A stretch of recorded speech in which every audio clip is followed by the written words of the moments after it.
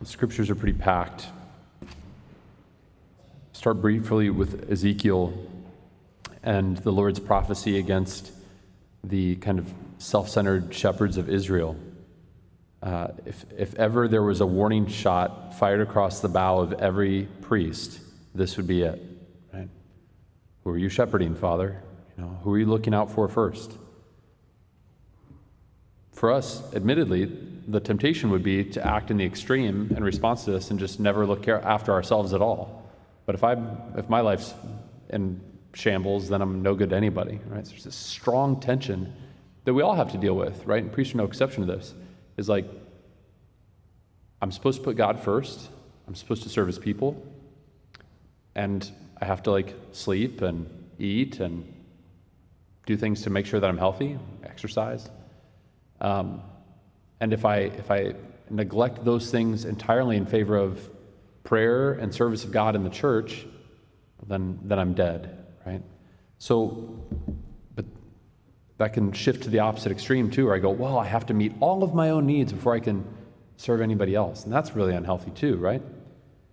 So for every one of us, there's this tension of how do I find the right balance of putting the Lord at the center of my entire life in every aspect and all the things that I do, and how do I make sure that I'm giving of myself to others,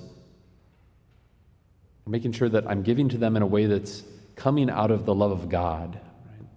I think it's so important for us to receive from him first, so that we're not trying to, what we should be giving to others is what we get from him. Right? That if I'm amputating pieces of myself to give away, that's going to be very destructive and ultimately unsatisfying for the other. What do the people of God need from their shepherds? They need the Lord. The Lord is my shepherd. There's nothing I shall want. And so there's a funny dynamic here too, where sometimes the people of God make the mistake of thinking that the guy up there in the green, he's the shepherd. And sometimes the expectation becomes that Father will give us everything that we need.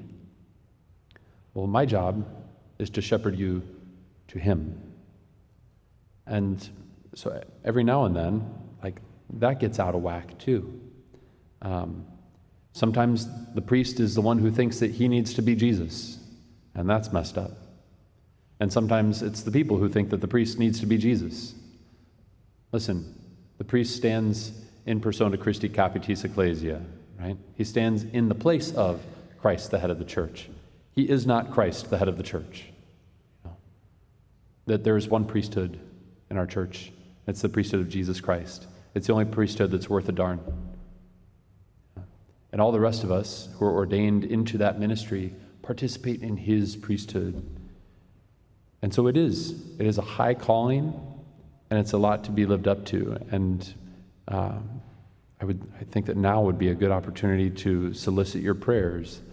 Ask that I would be found the kind of shepherd that Jesus calls me to be, and to pray for all of our priests, that all of us would be the kind of shepherds that the church deserves, that we wouldn't rest on our laurels or take advantage of kind of fleecing the sheep, but lest we be found as hirelings, but really truly as pastors and as shepherds.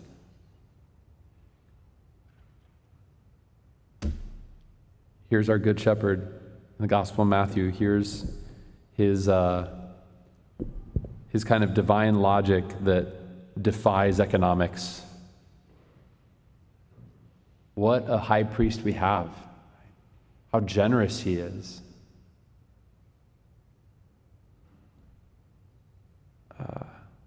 My friend, I'm not cheating you. Do you not agree with me for the usual daily wage? Take what is yours and goes. What if I wish to give this last one the same as you? Or am I not free to do as I wish with my own money? Talk about getting put in your place by the landowner here, huh? How many times have you heard people talk about are you telling me that if somebody on their deathbed repents of their sins and they're baptized, that they're going straight to heaven? Whereas as a faithful Catholic, doggone it, I went to Mass every Sunday. I did all these things for the Lord, and I'm going to have to go through purgatory to get the same reward? It's not fair. Take a deep breath. First of all, the thing that I want to say to that argument is, are you complaining about having to go to Mass every Sunday? Is that some kind of like burdensome obligation? Or is that not like one of the deepest, richest, most desirable joys of our soul? Right? Because if the Lord's inviting us into this journey together and this relationship, He's wanting to feed us. He's wanting to build us up. He's wanting to encourage us. He's wanting to give us life. And if it feels like a heavy burden of something, like a bunch of rules that we have to follow and a bunch of obligations that we have to fulfill, then we're doing something wrong. And I don't mean to slap you with that, but rather just to say, like, that's a mistake that we've allowed to live too long in our Catholic consciousness and our Catholic culture.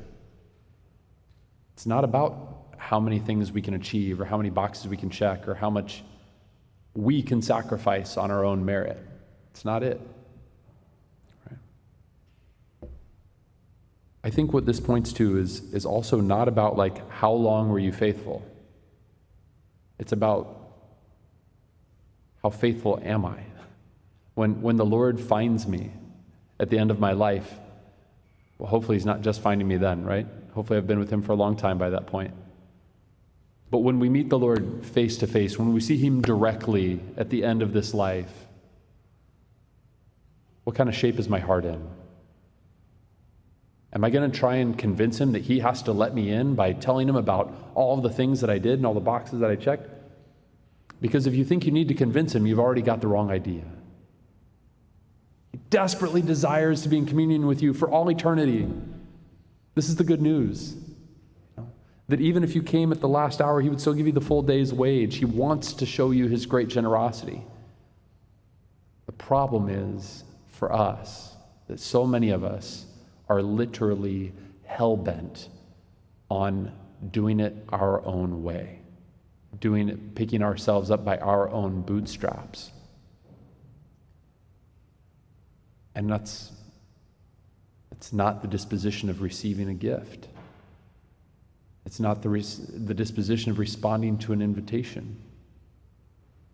It's not the obedience of being sent to work in the vineyard at the Lord's beckoning. It's sending myself to do my own bidding, It has so much more to do with, the condition of the heart and how it responds to the Lord. And no one can really, you can't really look at someone else and judge that.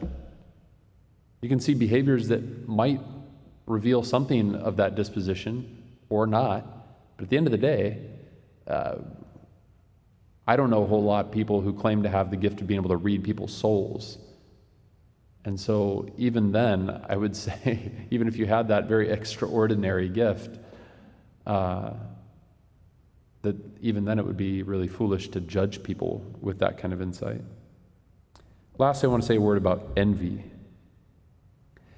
Envy is not being able to rejoice at someone else's legitimate good. They've experienced some kind of legitimate benefit. It is for their good, and it's not a sinful thing by which they have gained this good. Like if somebody decided to pay you a ridiculous amount for only having done a couple of hours of work. It's very disproportionate, but is it an evil to be generous or to be the recipient of generosity? I don't think so. It's the inability to be happy for someone and then to concoct this alternate reality that somehow I feel gypped because somebody else received generosity. How self-referential. How much does the world need to revolve around me? I agreed to do this much work for this much money. I did this much work. What can I expect? What we agreed to. And here's the amazing thing. This is the really amazing part, is like Jesus is talking about the kingdom of heaven is like a landowner, and he tells us this whole story. In the kingdom of heaven, we will all, God pleased that we all find ourselves there together one day. we will all experience what these last ones experienced, the ones who went to work at 5 o'clock and got paid a whole day's wage. Because no matter how great we might think our accomplishments are on this earth, when we get to heaven, we realize how utterly minuscule we are compared to God's grandeur and greatness and glory.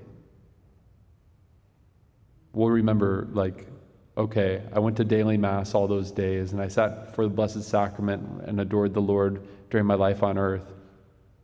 None of that tallies up to give me any right to be able to say, Lord, you owe me more than somebody else.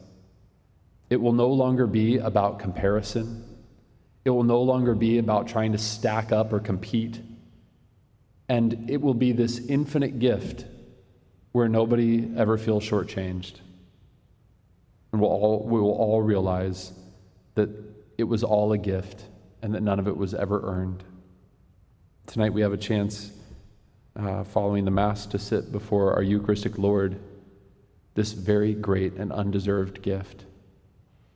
And that if we let these mysteries, these scriptures, pierce our hearts tonight, that I think as we sit before him tonight, that we can start to tap into that thing that I'm talking about, that we'll all experience in heaven, this reality that we don't even deserve to be in his presence, but he wants us to be in his presence. And that's the thing that then makes us worthy.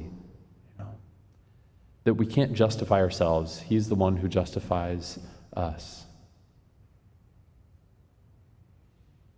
Let's allow that to humble us and to fill our hearts with great gratitude, to rejoice at his generosity, his mercy, and his graciousness.